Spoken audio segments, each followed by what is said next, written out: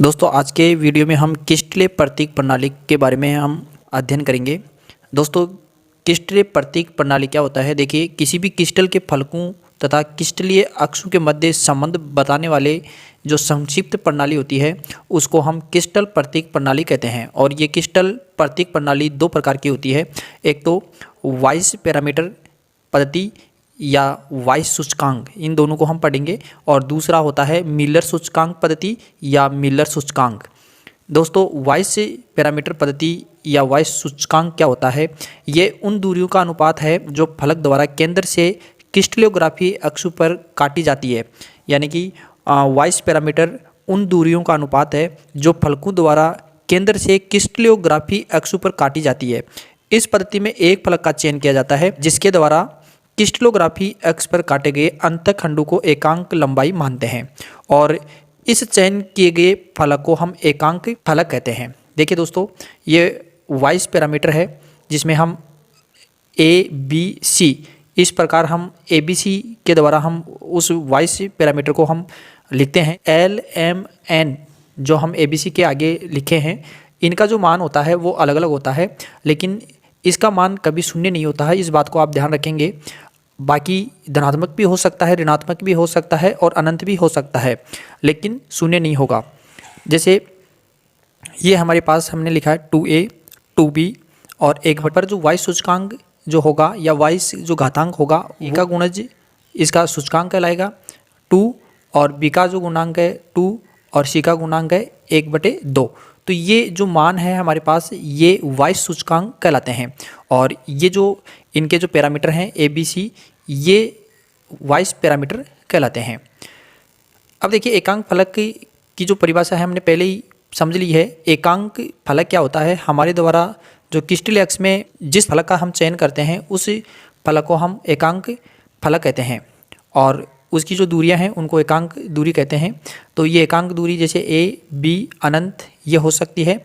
अब इसमें ये जो पूरा ABC है, अब A का गुणांक 1 है, B का गुणांक 1 है और C का गुणांक अनंत है। तो मिलर सूचकांक वैसे जो वाइस पैरामीटर हैं उनके अंकों का जो व्युत्क्रम होता है उसे ही हम मिलर सूचकांक कहते हैं। यानी कि इस परिभाषा हम कैसे देंगे?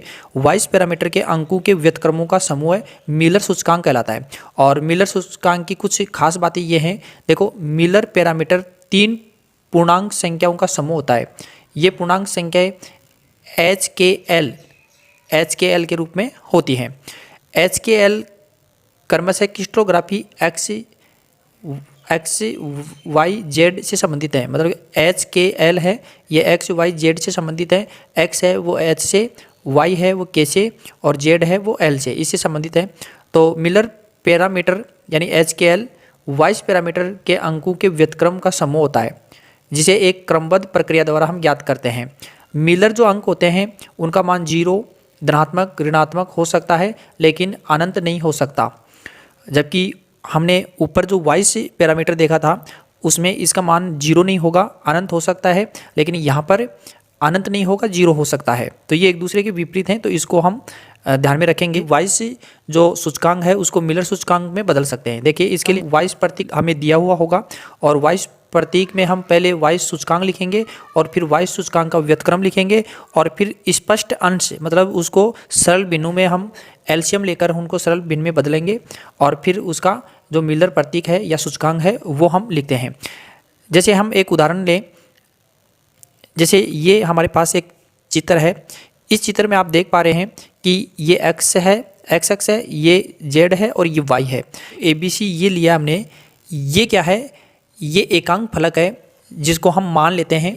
यदि एकांक फलक ABC को मानक मान लें तो फलक जो DEF है, DEF है, ये F बिंदु है, को वाइस पैरामीटर, इसका जो वाइस पैरामीटर देखें तो क्या होगा? देखिए, ये इसका वाइस पैरामीटर होगा क्योंकि ये देखिए यहाँ तक की दूरी है, ये आधी दूरी है और इसमें देखो ये इतनी दूरी और फिर इसके डबल दूरी, इसी प्रकार ये और इसके डबल दूरी है।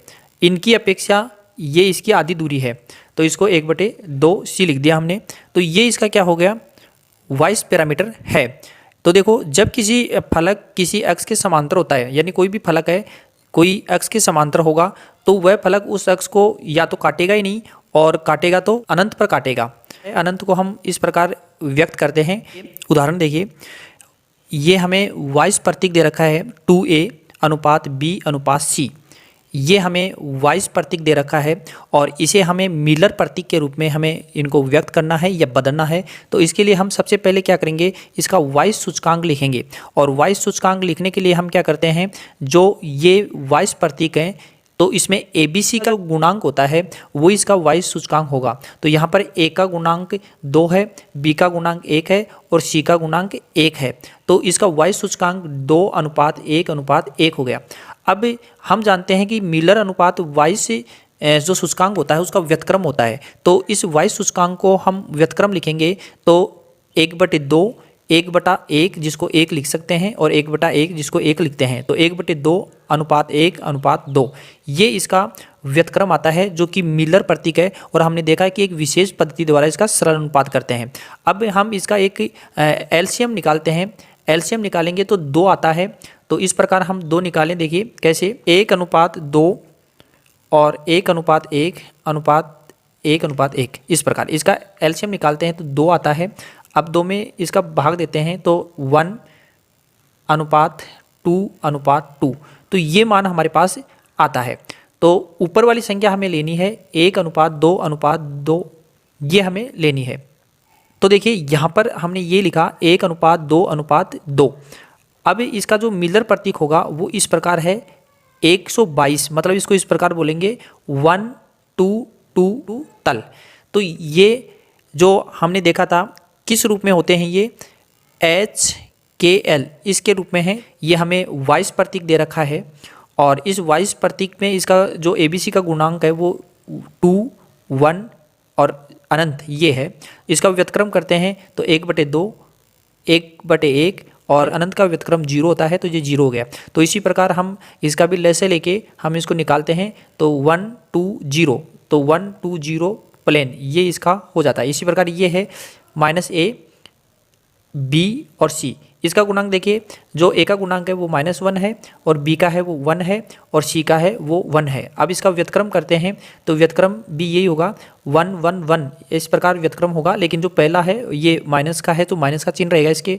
तो पूर्ण अंश ज्ञात करने की कोई आवश्यकता नहीं है क्योंकि ये पहले से ही पूर्ण अंश के रूप में है, तो इसका एलसीएम लेने की कोई आवश्यकता नहीं है। तो इसको जब लिखते हैं तो 1 1 1 तल इस प्रकार लिखेंगे। लेकिन जो पहले जो माइनस वाला है और इसके ऊपर इस प्रकार बार लगाते हैं तो 1 जिसके ऊपर बार लगा हुआ है जो माइनस है तो 1 बार 1 1 ये इसका मिलर सूचकांक आ जाता है। यदि निर्देशांक 3 2 2 है तो इसके मिलर सूचकांक ज्ञात कीजिए। तो 3 2 2 2 है तो इसका मिलर सूचकांक ज्ञात करेंगे तो इसका व्युत्क्रम लिखेंगे तो 1/3 1/2 1/2 ये इसका व्युत्क्रम लिखा हमने। और व्युत्क्रम लिखने के बाद में इसका 3 2 2 इसका एलसीएम लेते हैं तो 6 आता है। अब 6 एलसीएम आ गया तो ऊपर क्या आ जाएगा, देखो 2:3:3 ये आ जाता है 233। तो ये 233 हमने इस प्रकार लिखा या इसको इस प्रकार गुणा करके भी आप लिख सकते हैं। तो 233 ये HKCl के रूप में आ गया जो इसका मिलर सूचकांक है। ये जो घनीय क्रिस्टल में कुछ फलक हैं उनका वाइस पैरामीटर और मिलर सूचकांक है उसको प्रदर्शित किया गया है। अगर हमें वाइस जो सूचकांक दे रखा है या वाइस पैरामीटर दे रखा है तो उसको हम पहले मिलर सूचकांक में बदलेंगे और मिलर सूचकांक में बदलने के बाद में हम इस घनीय क्रिस्टल में इसको व्यवस्थित करेंगे। देखिए ये पहला है जो हमें मिलर सूचकांक दे रखा है 1 0 0। तो इसका मतलब ये है कि जो 1 है जो पहला मान है वो x का होता है, दूसरा y का और तीसरा z का होता है। तो यहाँ पर x जो x है उसका 1 मान है और दोनों जो y और z हैं वो 0 0 हैं। तो हमें क्या करना है कि जो x है उसको ये काट रहा है तो हमने ये x पर ये काट रहा है तो हमने इस प्रकार इसको लिख दिया है और ये बाकी y और z को नहीं काट रहा है तो इस प्रकार इसको व्यवस्थित करेंगे। अब ये दूसरा देखिए इसमें 0 1 0 है, इसका मतलब ये x को भी नहीं काट रहा और y को काट रहा है और z को नहीं काट रहा। तो हम इसको प्रदर्शित करने के लिए केवल जो हमारा y x है उसके ऊपर ही ये काटा हुआ ये भाग बनाएंगे। अब यहाँ पर आप घन भी बना सकते हैं, जिस प्रकार हम घन बनाते हैं तो यहाँ पर घन बनाकर भी इसको प्रदर्शित कर सकते हैं। और इसी प्रकार ये 0 0 1 है तो ये केवल जेड वाले को काट रहा है, तो ये जेड एक्स है, तो जेड वाले को काटते हुए हमने यहाँ पर बना दिया। अब इसी प्रकार जैसे ये है, यहाँ पर ये दे रखा है 1 बार 0 0, तो मैंने ऊपर आपको बताया था कि जिसके ऊपर बार लगा हुआ है वो नेगेटिव में होता है। तो ये 1 बार है, ये जेड का मतलब एक्स का है और एक्स का जो पैरामीटर होता है वो ए है, तो ये ए के विपरीत मतलब पीछे की ओर ये इसको काट रहा है, क्योंकि माइनस है इसको काट रहा है, बाकी किसी को नहीं काट रहा। इसी प्रकार ये है 1 1 0, तो ये केवल एक्स और वाई को काट रहा है, मतलब ए और बी को काट रहा है, तो ए को काट रहा है और ये बी को काट रहा है। इन दोनों को मिला दिया और मिलाने के बाद में हम इस प्रकार इसको मिला देते हैं, क्योंकि ये दोनों इसी को काट रहे हैं और बाकी जो जेड वाले को नहीं काट रहे हैं। इसी प्रकार ये है 1 0 1, मतलब ये केवल ए वाले को और सी वाले को काट रहा है, तो ये ए वाला है तो यहाँ पर हमने बिंदु लगाया, और ये जेड वाला है यहाँ पर, इस जो वाई वाले को नहीं काट रहा तो यहाँ पर हमने नहीं दर्शाया, तो इन दोनों को मिला के इस प्रकार हम मिला देंगे। मतलब इसका जो कोना है वो कटना चाहिए। वैसे आप ये सोचोगे कि यहाँ पर भी ये कटा हुआ है, लेकिन इसको नहीं माना जाएगा, क्योंकि ये जो कोने हैं वो बिंदु को दर्शाता है। इसी प्रकार जैसे ये है 0 0 0 1 1 0 1 1 है, तो ये केवल जो बी और सी को काट रहा है, तो ये बी है और ये सी है, इन दोनों को काटा हुआ प्रदर्शित किया गया है। और इसी प्रकार ये 1 बार 0, तो मतलब ए और बी इन दोनों को ये विपरीत दिशा में काट रहा है, तो ए के विपरीत दिशा में ये हो गया और बी के विपरीत दिशा में ये हो गया। तो इन दोनों को हमने मिलाया और मिलाने के बाद में इस प्रकार हमने प्रदर्शित कर दिया। तो ये जो घनीय क्रिस्टल के अंदर कुछ वाइस पैरामीटर और मिलर सूचकांक हैं, उसको कैसे प्रदर्शित करते हैं, कैसे संरचना बनाते हैं, वो मैंने आपको बताया है। यदि फिर भी आपको कोई बात समझ में नहीं आई है तो कमेंट्स कर सकते हैं, जिससे मैं आपकी समस्या का समाधान कर सकूं। Thank you for watching.